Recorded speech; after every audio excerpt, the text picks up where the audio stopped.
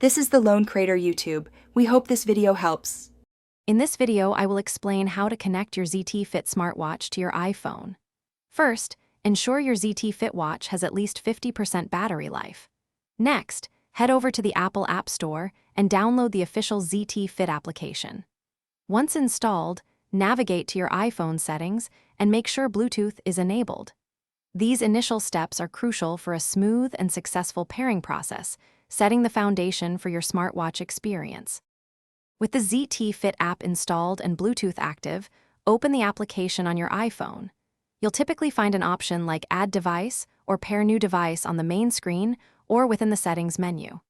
Tap this option, and your iPhone will begin searching for nearby ZTFit smartwatches.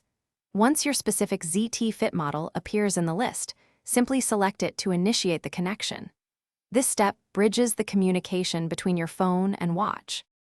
After selecting your ZTFit smartwatch, you'll likely see a pairing request appear on both your iPhone and the watch itself.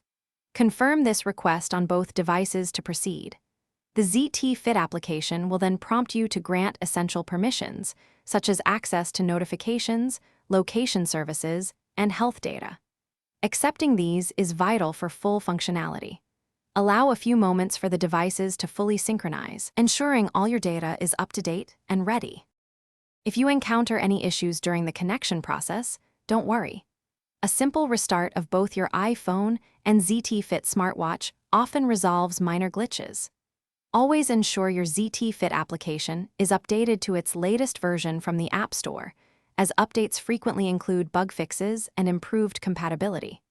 For the best initial connection, keep your iPhone and smartwatch within a close range, ideally within 10 meters, to maintain a strong Bluetooth signal. Thanks for watching. Consider subscribing if we helped you.